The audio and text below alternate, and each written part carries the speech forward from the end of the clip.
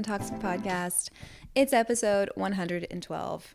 That's Crazy Town. And I don't think that there's going to be an episode in the near future that I begin without saying that that's Crazy Town, because doing anything for 112 weeks is concerning for me, usually. Usually it's a sign of something obsessive and destructive, typically some kind of coping mechanism, something embarrassing. But this is actually something really fun, and I'm quite proud of it. And I don't know how to express that in a way that's not self-deprecating. So instead, I will continue to joke about my unhealthy coping mechanisms. But I'm very happy to have made it to 112 episodes. I'm really proud. I don't know what the next big milestone is, because we had 100 episodes. Unfortunately, that was at a historic low point in my life, so I didn't really do anything to celebrate except for buy myself balloons from Party City and take 3 photos and record a 10-minute episode talking about the low point in my life and why I would be taking a hiatus. But that being said, I don't know if the next big milestone, do I need to wait till 150? That's a lot of episodes from now to then. Or could I do like a 120, a 125? I don't know. Let me know what the next appropriate milestone to celebrate would be, because I do want to do something. I guess I can just buy myself balloons at any point in time, buy myself a cake. But I feel like now that I'm in a better place mentally, it would be a fun little thing to get to celebrate, maybe with some people that have been so supportive, aka you guys. I also did get some great feedback on the friendship speed dating, so stay tuned for that. I'm really hoping to make that happen sometime in the near future. I'm going to rapid run through my life updates because there's nothing crazy. The toenail saga is back. Unfortunately, for all of you who had hoped that I would never speak about my missing toenails online ever again, I am here and back with a fervor, because this weekend I went on a run with my dad. He likes to bike, I like to run, and we set out to do our first kind of ice-breaking venture of the season. We haven't done this all winter, obviously. It's been very chilly and frigid outside, and I don't enjoy the elements. So I set the goal of 5 miles. We're going out to a beautiful trail. The last time I ran this trail was whenever I did my 10-mile PR back in November. And let's just know I have not run since then. I've done like a couple little short distance workouts, like 400 meters here and there. Nothing crazy. I really went out with a bang. I did my very best work and then said, okay, that's going to be it for me for a while. So I set a 5-mile goal. It's like, if I run slow, I can do 5 miles. It won't be that big of a deal. But I get out there, I'm feeling good. The sun is shining. It was a little windy. I felt kind of like I was in some kind of a vortex situation, but it wasn't so bad that I was, getting blown off course or off pace. So I just kept going, and we ended up setting a great PR. We did 8 miles at a faster pace than I usually do. So technically it was a 10K PR, which is 6 miles, because there's not really it's not an 8-mile PR. That's not a distance for me, but it was the fastest I had run that far. And I was really happy about that. And didn't really do anything on Saturday. Sunday, Austin and I went for what was supposed to be like a light shakeout run, but I felt good again. So I wasn't able to pace myself in an appropriate way. And he gave me a head start, and he runs way faster than I am. For one, he's a foot taller. He's just generally more athletic. No matter how much I work out and train, he will always probably be faster and stronger than I am. And that's just biology.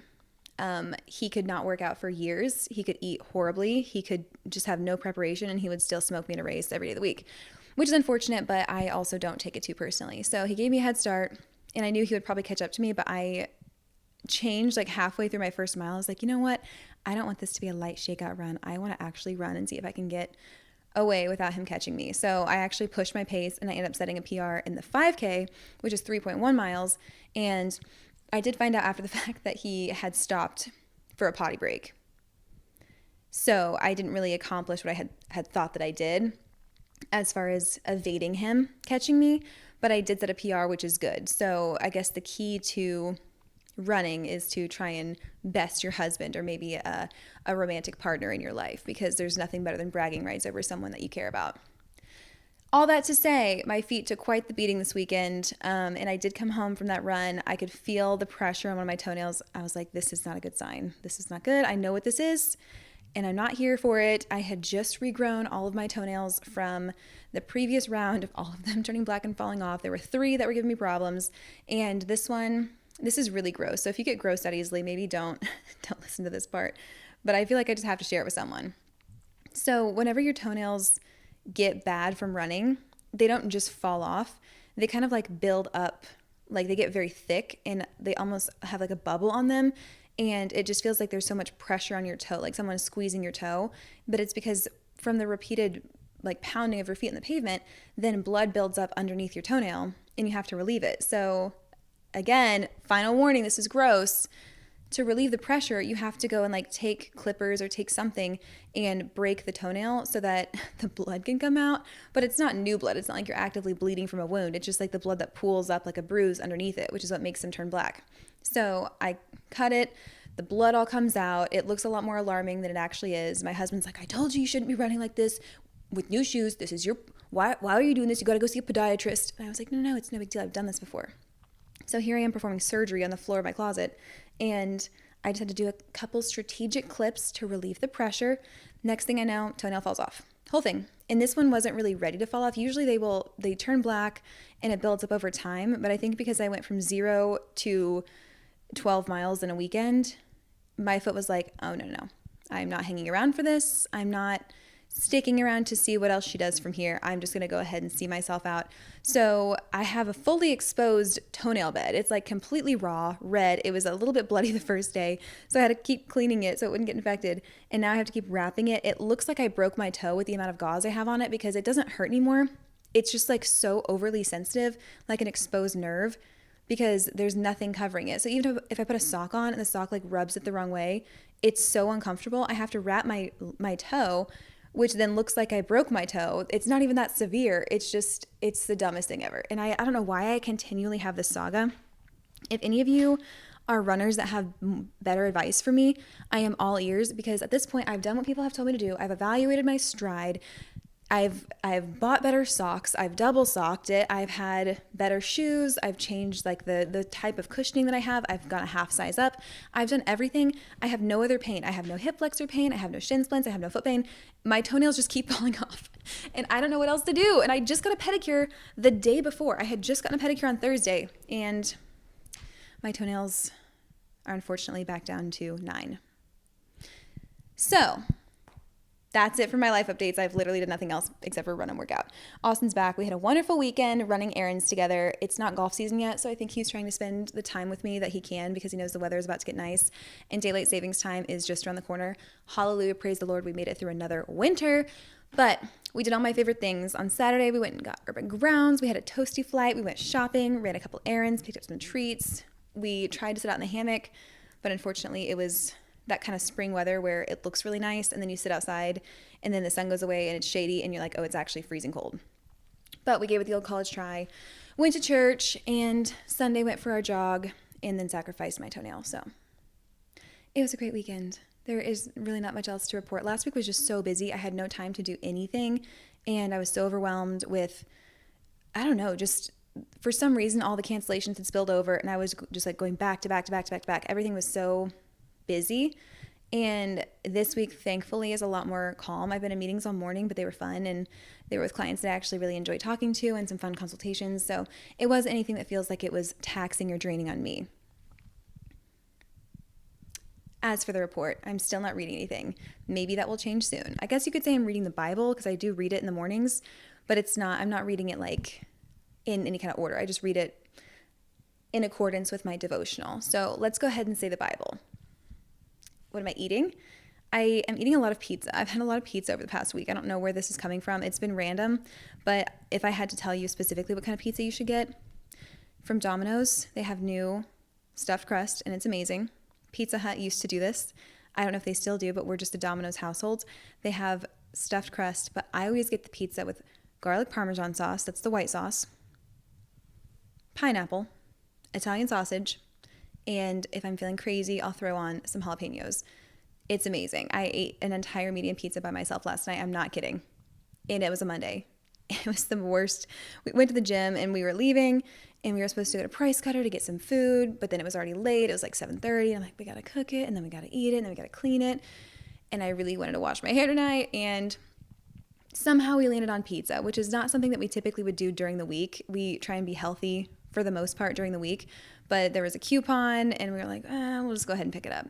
And then I proceeded to eat the entire medium pizza, like not one slice left by myself. And it was fantastic, and I regret nothing. So I've been eating a lot of pizza lately. Let me know if you try my signature pizza. It's surprisingly good. I know it sounds weird to say that, like the white sauce and the pineapple, and that's a controversial take all on its own, but if you do try it, please let me know, because I myself think that it's revolutionary. What am I playing? New Girl. I'm on a New Girl rewatch. I started off watching it whenever Austin was out of town because I had to have like a comfort show to fall asleep to. And I hadn't rewatched it in a long time. I think I'm due. I have all my favorite shows on a rotation. So rewatch New Girl. It's amazing. I forgot just how funny it is. What am I obsessing over? Spring. That's it. Just spring. It's amazing. And hopefully sunlight coming very soon. What am I recommending? Not running. At this moment, I'm recommending that you don't run. I would stick to something else. You guys are probably like, girl, we knew this. None of us run. It's not fun. And I am going to have to concur with you on that one. And what am I treating myself to today? We have an Orange Kiss Alani. Sorry, that was really delayed. I'm trying not to spill my nice white sweater. But I'm addicted to Alani's. Unfortunately, I have cut back on on coffees, especially sugary coffees. I usually only have one a day. For a while, I was up there with like 2 or 3 a day. Not only is that not fiscally responsible, it's also just not good for you. And whenever I say the coffees, I'm having like sugary, like actual, like a something like a sweet latte with extra syrups and all of that. So it wasn't very healthy. And I've cut back, and now typically during the week I just have black coffee or an oat milk latte. But I am seriously on probably an Alani every afternoon kick. And I know that's a problem. I know that people are like, it's not good for you. It's like all these, I don't care. The clock hits like 2:30 and I can taste it. Like, I'm so conditioned at this point. I love them so much. I walk into the gym. If I don't have one, I can taste the ghost of an Alani on my tongue. I need to get one. I'm so aware that it's a problem. I'm conditioned. I'm completely under their spell, but I have no reason to want to change it. So I'm not accepting feedback on that at this time. But if there are other ones that you like, that you think are comparable or good, then let me know, because I could probably switch to a healthier alternative if there is one. But if not, we're just going to keep going down this path, because a girl needs a couple vices here and there, okay? I can't be holistic all the time, or apparently even part of the time.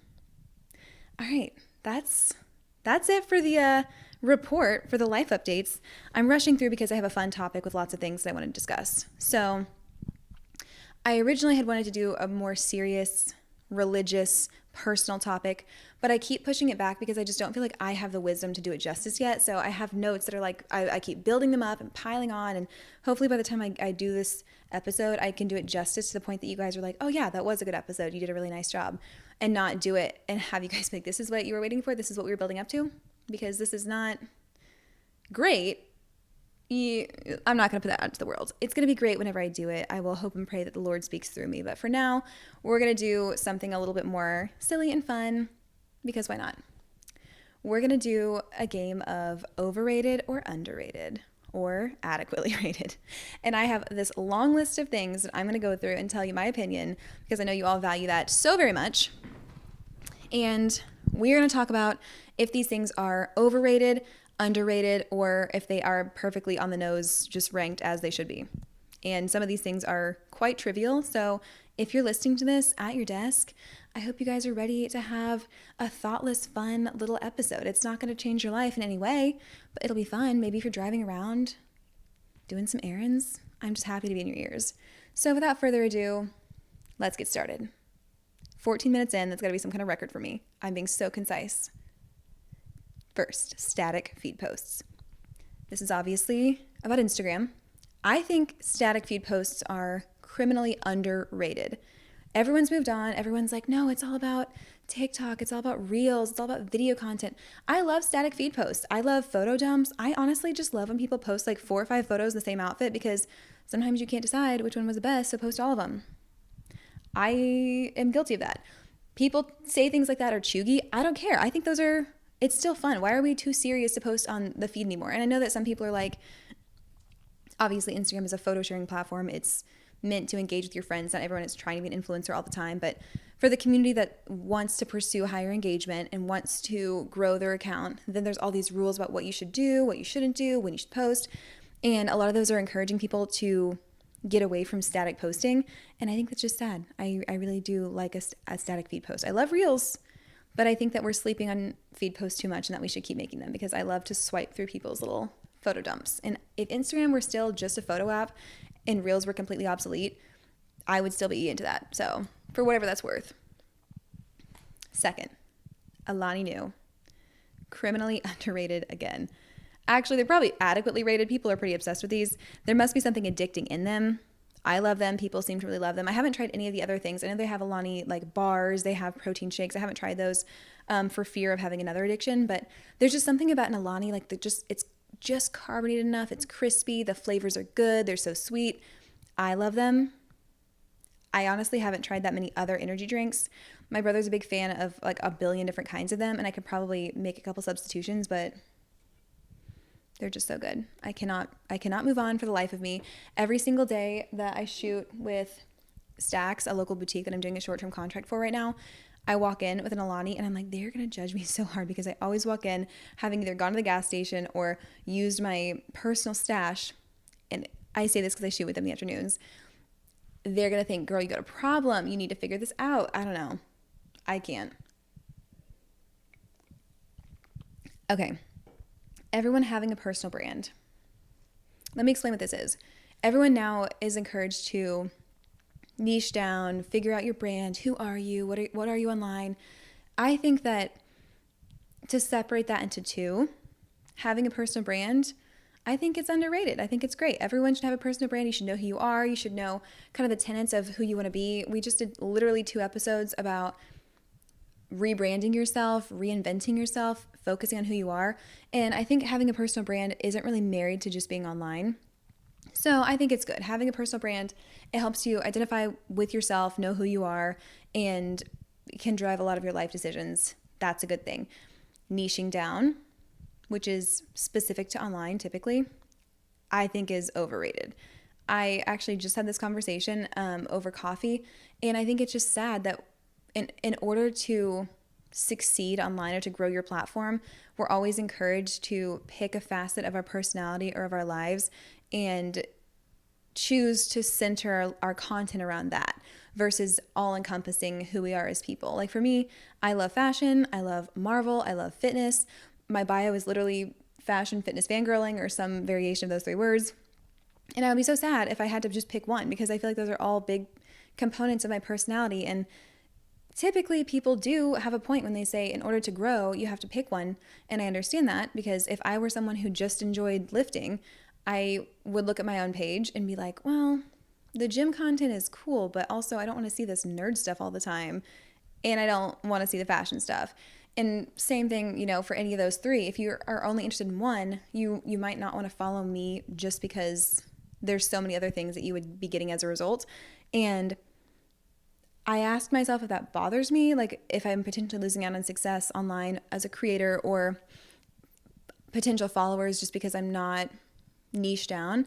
And I really don't think that it is. I think that I would be more sad if I had to create content that felt disingenuine to me, or if I felt like I was not able to express all the facets of my personality because I was trying so hard to perform. So niching down, overrated. Don't do it.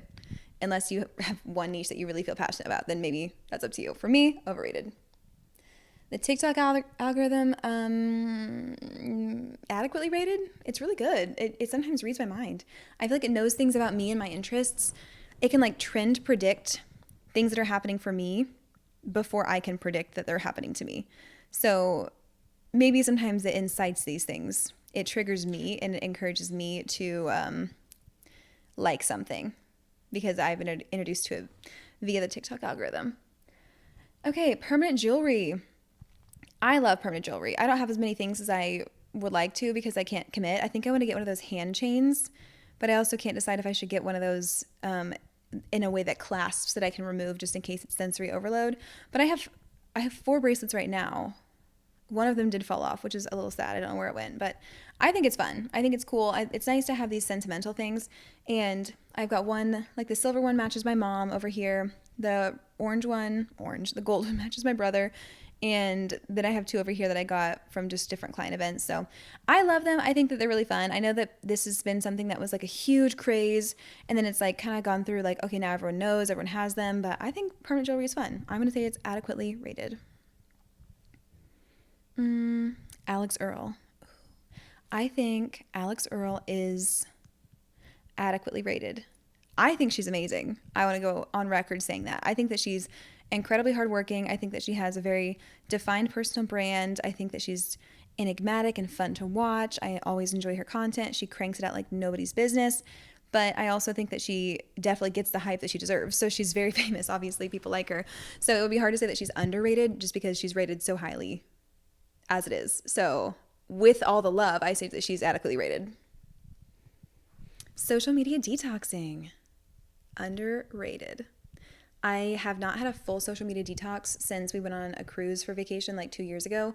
And that was only a week because this is my job and it's very difficult to take time wholly away from it. But I think that the wonders that it can do for your mental health should not be overlooked, especially if you're someone who spends a considerable amount of time on social media on a daily or weekly basis. It's difficult to say how much of our lives and our thought processes are cluttered up by the constant stream of information, the constant communication that comes through social media platforms. And in the past, I've done a month off of social media every January, and every single time, it's like I uncover these habits and these dependencies on social media that I had no idea that I even had. So it's very humbling every single time, and I just haven't had the chance to do that in a while. So I would like to explore it should the chance come up. It's just that I don't really foresee that happening because, I do it for work. And I know that I could just do it for work and not get on my personal social media, but at that point I'm like, well, what's the point? Why would I just be on it? Why would I just be on it? Maybe that's me speaking as an addict, but okay, morning workouts, overrated. I can do the same workout at 5 p.m. that I can do at 5 a.m. And maybe it's just me not wanting to wake up that early. Actually, that's exactly what it is. But I don't like to move my body to that extent first thing in the morning. I like to be awake. I like to use workouts as a chance to come down from the day. I know some people like to use them as a chance to wake up. I also know that some people don't have the luxury of choosing when they get to work out because they have kids or kids have activities after school and, just different lifestyle things that might mean that you have to do it in the morning or you can't do it at all. I do have the luxury of choosing when I work out. And for me, I think the sweet spot, if I don't have anything to do during the day, would be like early afternoon, like 1 p.m., where I can do my morning stuff. Usually my brain works better in the morning. I'm more creative. So I like to do things socially or creatively or professionally in the morning and then do a workout early afternoon where I'm still feeling energized. I am running off of whatever caffeine I had that morning and I feel good, but it's also not late in the afternoon or the evening. So I don't mind afternoon or evening workouts at all. That would be my sweet spot had I nothing to do for the entire day. Usually that's not the case, so I end up going around 4:30, 5 o'clock, and that is when the gym crowd hits, unfortunately, but that's what I'd like to do. So I think morning workouts are overrated. I know they make me feel more productive, but then I end up getting tired by 11 a.m. because then you've been up exerting yourself for so long. I'm always way hungrier during the day. My brain doesn't work as well because at that point, whenever I'm up doing things, then I can't really wind myself down enough to focus, if that makes sense. Okay. Coastal cowgirl aesthetic. This is a blast from the past. Not really, if you're on Pinterest. This is just like the idea of like bikinis and cowgirl boots and shell necklaces and straw hats and little jean shorts, and just give it a Pinterest search if you're curious. But I think it's underrated. I love it. I wish this was the aesthetic for every single summer. And I know we're in a stage where everything is, we're this core, we're this something, cottage core, we're ballet core, we're whatever. There's always a different vibe, a different aesthetic that people are describing for certain seasons or certain occasions. I think this should just be the ongoing summer aesthetic. If I could declare it, if I were like in charge of vibes, which I guess I am for my own life. But if I were in charge of general vibes for everyone, I think it's just a look that it suits everyone. It's so pretty. It's kind of like breezy. It's not trying too hard. I think coastal cowgirl aesthetic is so fun, and it just adds like a fun, girly aspect to the summertime. Summertime is always fun. It's always great. There's not really a wrong way to summer unless you do it indoors perpetually.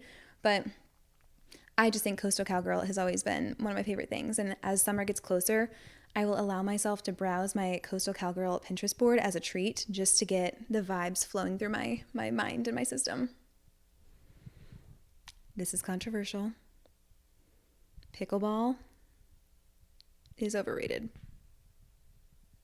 I'm sorry. I played it this week with my family. I had a good time. I really did. Partially, this is an opinion that's coming from me being bad.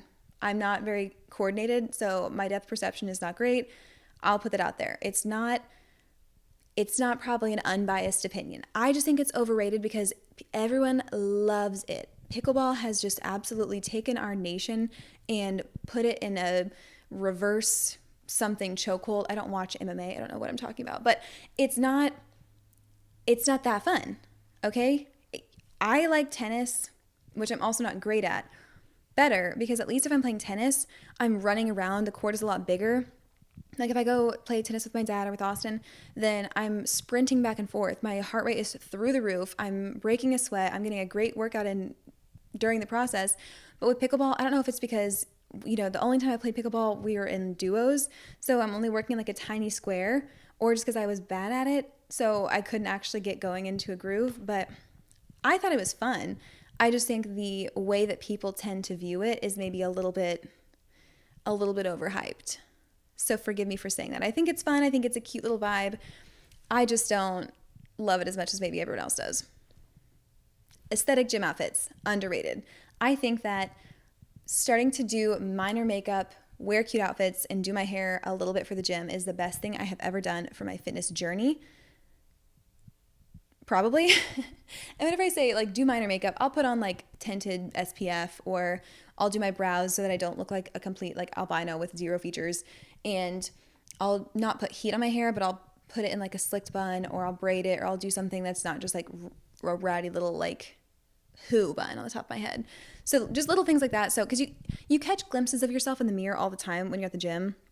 And if you don't look at yourself and cringe, you have a better workout. So if I go to the gym and I'm like completely barefaced, I can see like my acne scars, my hair is in like a knot on top of my head, I have a giant baggy t-shirt on, and then I'm looking at myself and I'm like, I just feel gross. I feel not effective. I don't want to be here.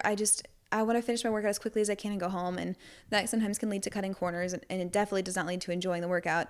But if I take the time to maybe put on like a little bit of stuff so my skin at least looks even, I have brows, so there's some kind of structure to my face, my hair's braided back, it's not in my way, and I have a cute workout set on, which, by the way, some of my workout clothes comes from Goodwill, some of it comes from Academy, like the off-brand, the BCG or whatever. It doesn't have to be nice. I'm not saying go grab some Lulu leggings and like an Align bra. I'm just saying if it's something that fits your body well and that you feel comfortable in, like I don't enjoy workout clothes that are low rise unless they're sweatpants. If they're loose and low rise, I don't care. If they're snug and low rise, that is criminal. And I do not own any currently for that reason. But a nice fitted, structured, high-waisted pant, a cute top, I'm having a great lift. Throw in a Alani, I'm not leaving for 3 hours. So a cute workout set, 1,000% underrated. It will change your workout. Back with the gym, treadmill struts.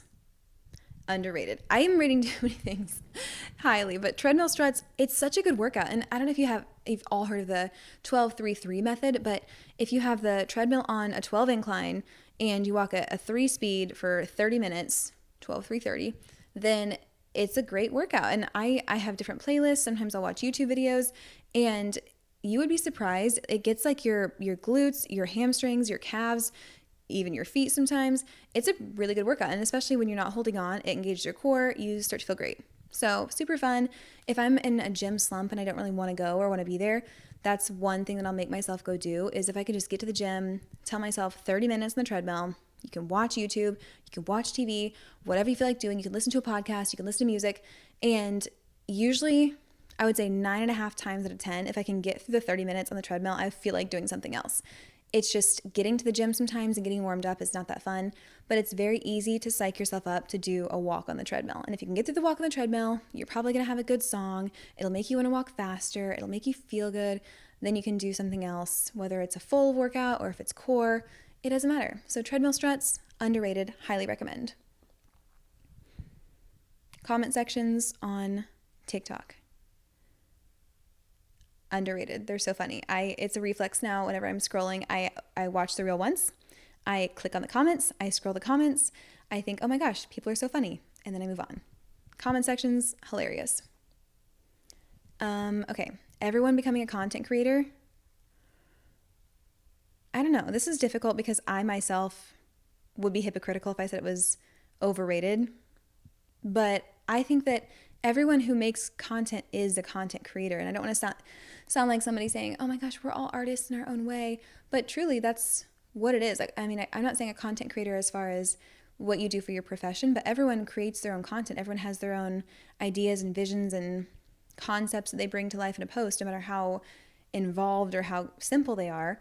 So I think that everyone being a content creator is fun. It's fun to see everyone's vibe and see what they like to post. And especially the more normalized it becomes to express yourself and to step away from the cookie cutter type of posting, I think the more fun we can have, because I love to see kind of behind the curtain into people's lives. And whenever they grant us that privilege of seeing, their creative mind or a day in my life, I don't care if it's my neighbor or if it's an influencer, I think it's interesting. So I think it's underrated. I like to see people create content. Ooh, the paid blue check mark on Instagram. Again, I would be a hypocrite if I said it was overrated, but I kind of think it is. So I pay for it. I'm not going to lie. I'm not that important. You guys know this. Obviously, I pay for it because I have a lot of my client accounts are linked to my personal Meta account, which is my Instagram, my Facebook. So I have this fear that if anything happens to my account, I would lose access to all my client accounts. And on top of that, I have like 10 years worth of posts and memories and stories, and I just don't want to lose any of that. So I don't even know how much it is a month. It's like $15 a month. I pay for it. Okay, it's embarrassing a little bit, but also I know that I would be crushed if I lost one, access to my clients, two, all my memories. So do you get that much of a benefit? I don't know. I mean, obviously I think it's worth it, but there's not really much that comes with it. You get like access to a rep if you ever lose your account, and I don't know, maybe new features first, but I don't really think it's that worth it. It's just that I don't want to lose all of my stuff. So I don't know. I'm kind of on the fence about it. I'm going to go ahead and say it's overrated. Lip oils. Overrated. Everyone loves lip oils. It's the trending thing now. I live and die by a plumping gloss, okay? I know we're asking the hard-hitting questions here. I know we're talking about things that are crucial in nature to our well-being as a society. I can't have a gloss on my lips that's not spicy.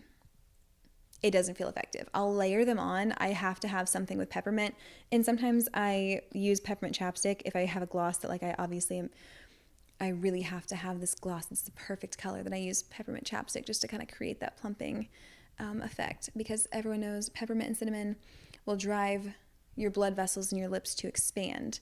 So if you don't have any plumping gloss, try like a peppermint essential oil or a chapstick. Pro tip from me, which is also from TikTok.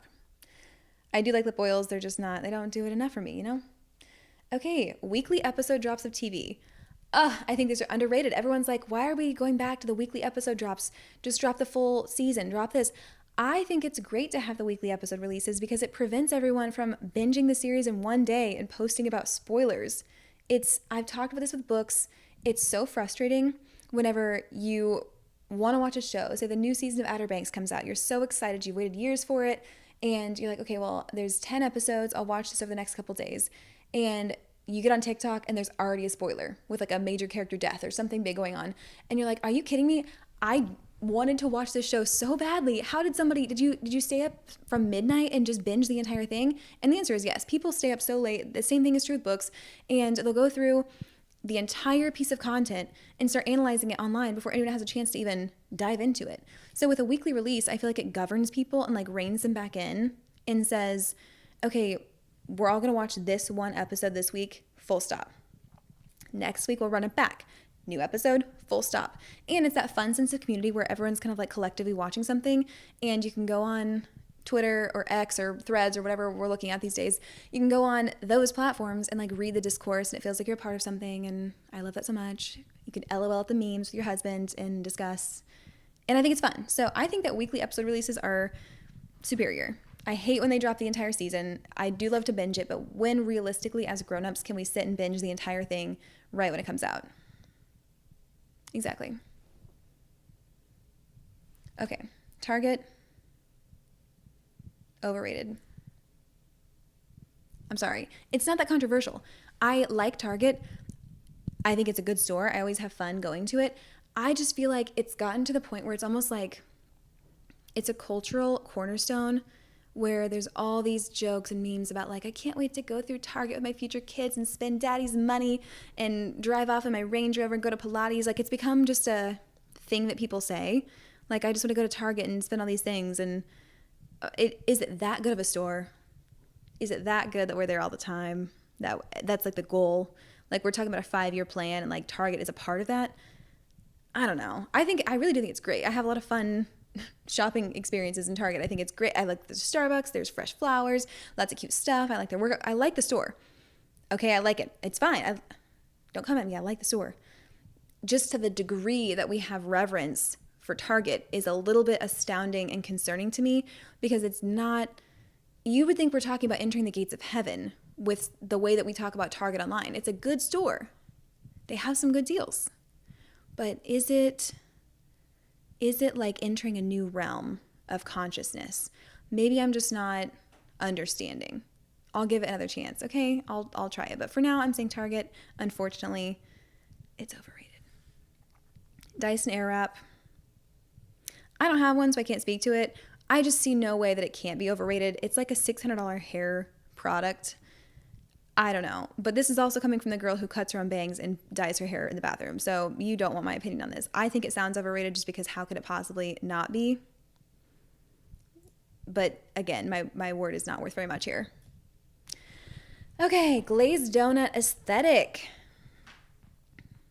With nails, adequately rated. I do like a good chrome glazed nail. With skin, I don't know. I do like that we have a dewy trend right now because I'm an oily girl. So having glowy skin, dewy skin, glazed donut skin does bode well for me, because I was fighting for my life during the matte makeup era of 2016. That was the hardest point for me cosmetically, just because everything was about like being completely dry, like mattified, setting powder, no glow, except for that like one swipe of highlighter here. And it was just so difficult because my skin will last maybe 15 minutes without being a little bit dewy. By the end of the day, all bets are off. So when that was the thing, I was just really struggling, and I felt not very pretty most of the time. Glazed donut is different than having oily skin, but I feel like I can pass some of the time for having just like a nice glow. So I'm going to go ahead and say it's adequately rated. Do I love it? For personal reasons, yes. But also we have an extreme fixation with like slugging your skin, lots of moisturizer, lots of serums, lots of things on top. And I'm not crazy about that. But again, for personal reasons, it bodes well. Clean girl makeup. Overrated. I'm sorry. I like it. I don't like it for me.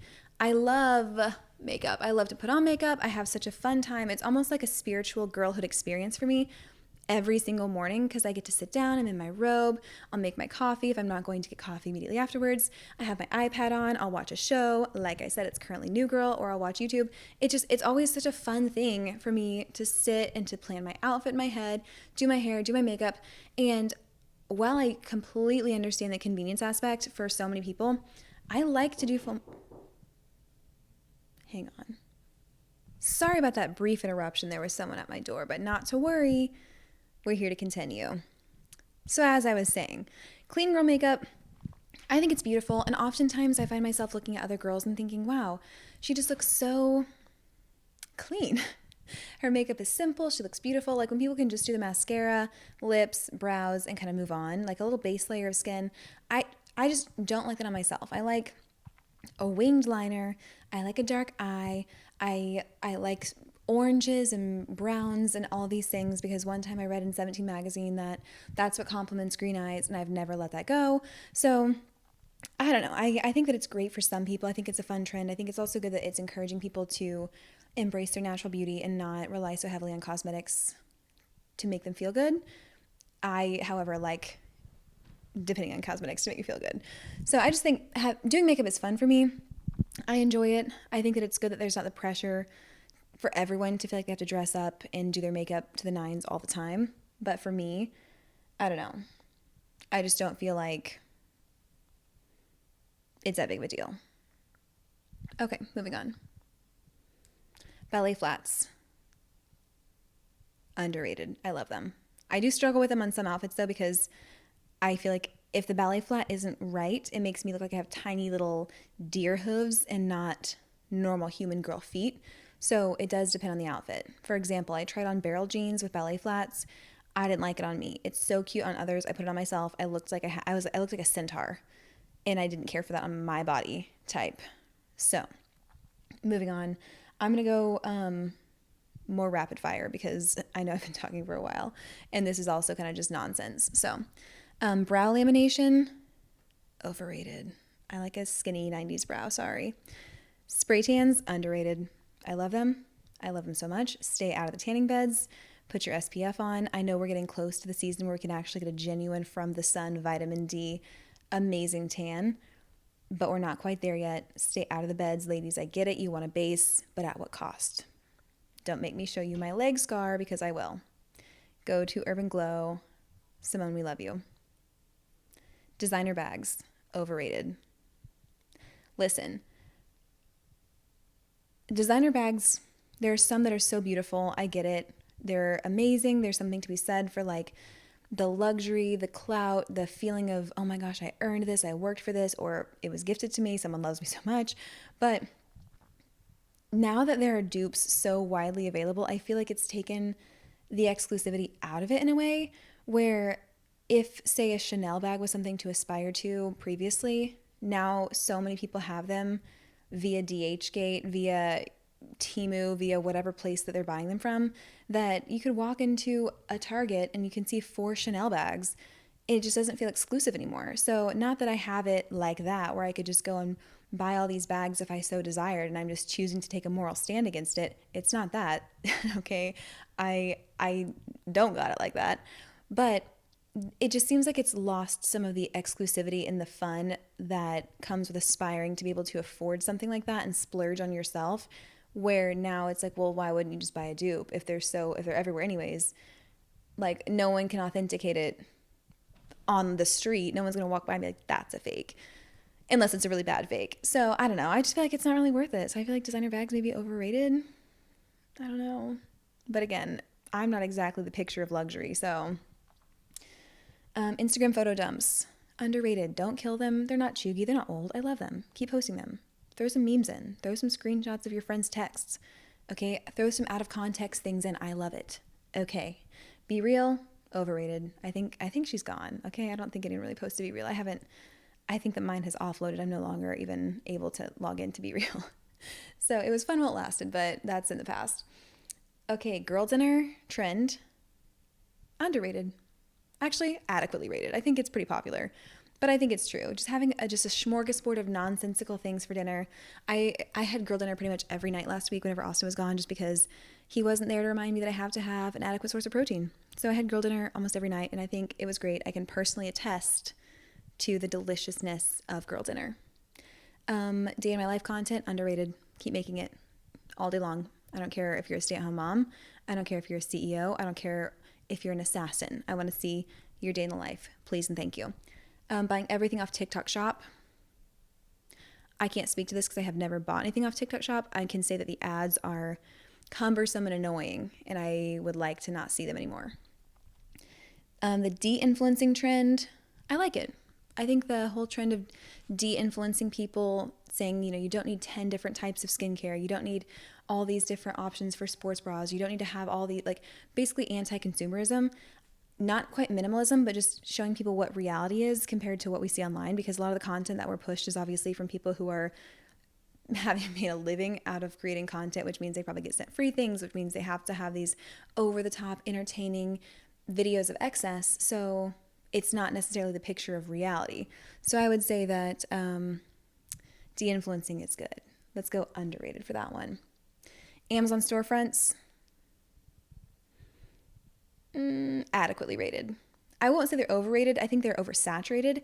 But if you can find some people who have the same style as you or have the same genre of home decor or different things, it does make it really, really easy to find items that you will like in your style without having to hunt for them.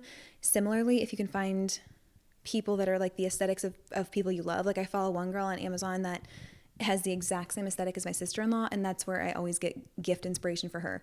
So I think it can be good. I also just think they're everywhere, and everyone has a storefront now, and everything is commissionable. So maybe they're a little oversaturated, a little overrated, but I think they're handy. Okay, I think they're good. Digital cameras, underrated. They're amazing. Okay, I have one that I spent too much money on. I love it. I use it every day of my life. It's always in my bag. I live and die by that camera. It takes the best pictures. It's one of my most prized possessions, along with my wedding ring and my stuffed Bambi doll. Underrated. iPads, underrated. Actually, probably adequately rated. I can't say that they're underrated because everyone does love and have them.